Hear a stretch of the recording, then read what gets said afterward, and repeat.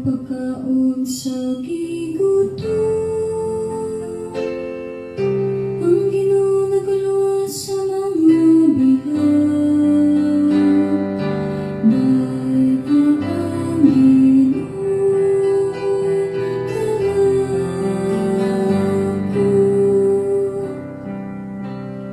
Ang Ginoo nagahatag og pagtan-aw sa butang.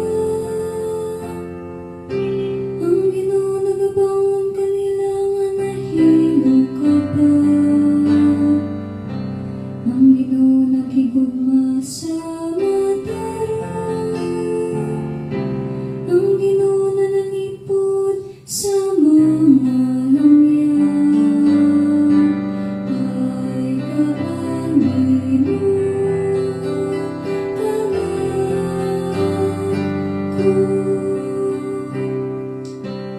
Kibuhi sa Ginoo mga ilo ug mga